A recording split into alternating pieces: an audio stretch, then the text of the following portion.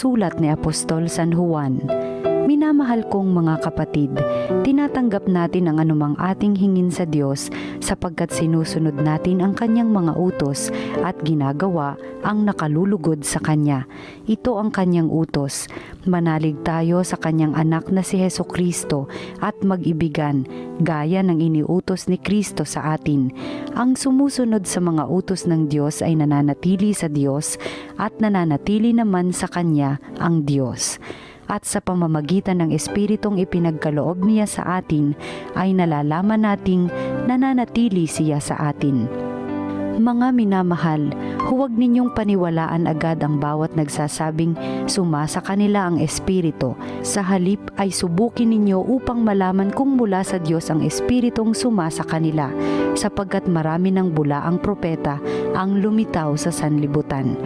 Ito ang pagkakakilanlan kung sino ang kinaroroonan ng Espiritu ng Diyos. Ang nagpapahayag na si Hesukristo ay naging tao ay siyang kinaroroonan ng Espiritong mula sa Diyos. Subalit ang hindi nagpapahayag ng gayon tungkol kay Jesus ay hindi kinaroroonan ng Espiritong mula sa Diyos. Ang Espiritu ng Antikristo ang nasa kanya. Nasabi na sa inyong ito'y darating at ngayon nga'y nasa sanlibutan na. Mga anak, kayo'y sa Diyos at pinagtagumpayan ninyo ang mga bulaang propeta, sapagkat ang Espiritong nasa inyo ay makapangyarihan kaysa Espiritong nasa mga makasanlibutan. Sila'y sa sanlibutan, kaya't mula sa sanlibutan ang itinuturo nila, at nakikinig sa kanila ang sanlibutan. Ngunit tayo'y sa Diyos. Ang sino mang kumikilala sa Diyos ay nakikinig sa atin. Ngunit hindi nakikinig sa atin ang sino mang hindi sa Diyos. Sa ganito nga natin nakikilala ang Espiritu ng katotohanan at ang Espiritu ng kamalian. Ang salita ng Diyos. Buong daigdig na ito ay ibibigay ko sa iyo. Ganito ang sabi ng lingkod ng poon na hari sa Sion, aking ihahayag ang ipinag-utos nitong Panginoon. Ikaw ang anak kong pinakamamahal at magmula ngayon, ako namang ito ang giliw mong ama sa habang panahon. Hingin mo sa akin ang lahat ng bansa at ibibigay ko. Anumang narito sa buong daigdig ay magiging iyo. Buong daigdig na ito ay ibibigay ko sa iyo. Kayong mga hari at tagapamuno sa lahat ng bansa, mangag-ingat kayo at magpakabuti sa pamamahala. Ang Panginoong Diyos inyong paglingkod at katakutang lubha. Buong daigdig na ito ay ibibigay ko sa iyo.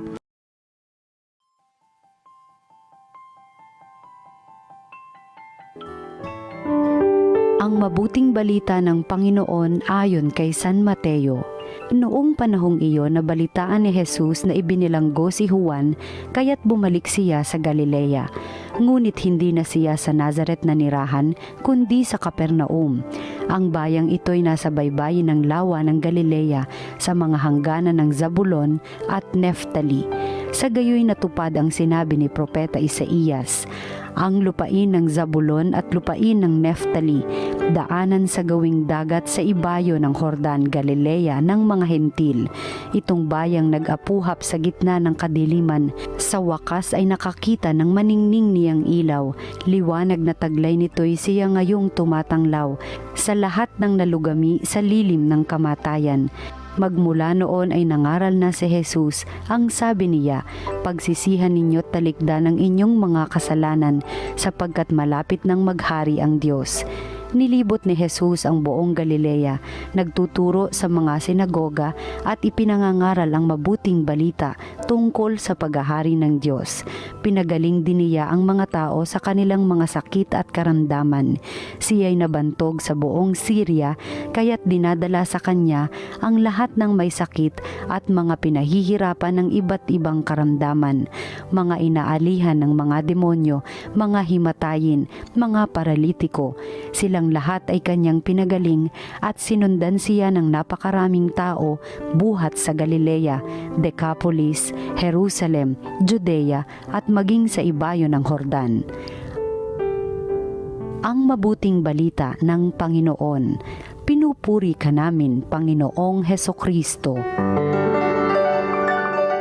Isang pinagpalang Lunes po sa ating lahat at Happy New Year!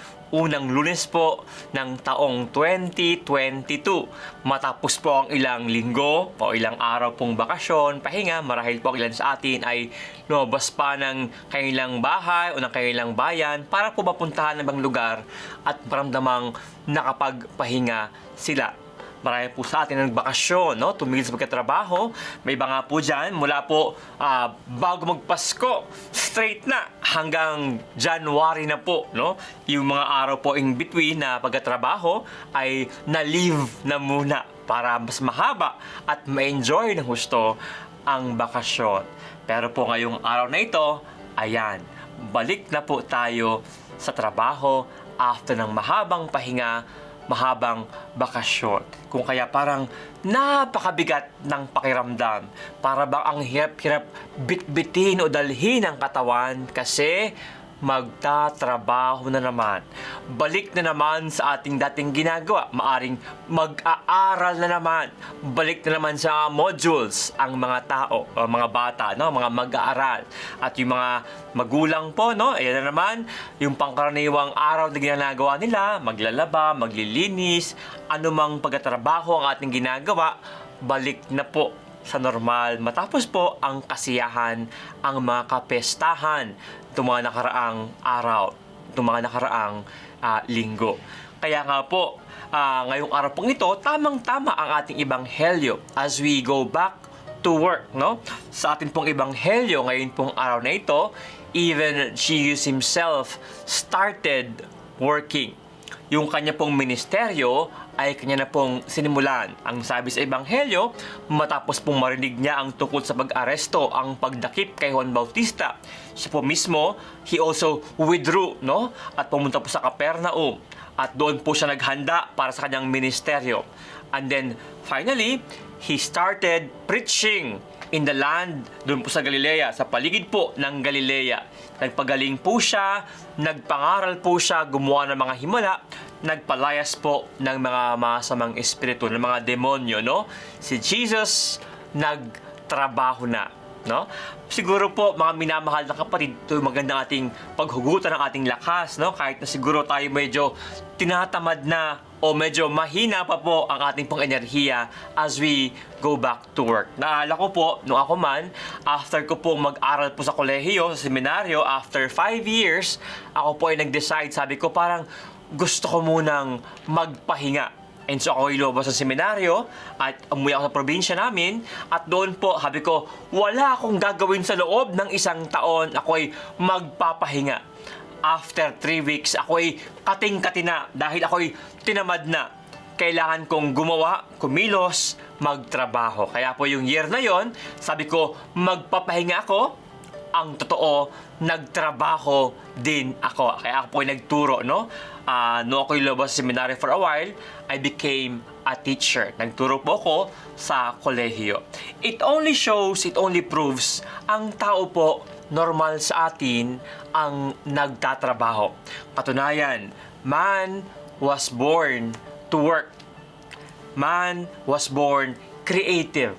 Yung kanyang pagkilos, yung kanyang paggawa, no? Ito po ay natural sa atin. Kahit pa nga po ating sabihin na minsan nakakatamad, no? Kung pwede lang, huwag nang magtrabaho. Sana ako'y yumaman, ako'y manalo sa loto para wag na akong magtrabaho. No matter what we do, ang kalabas-labasan po niyan, gagawa at gagawa tayo. Kikilos at kikilos tayo. Bakit? Yan po ang ating natura. Man was born creative. We were born active and we work.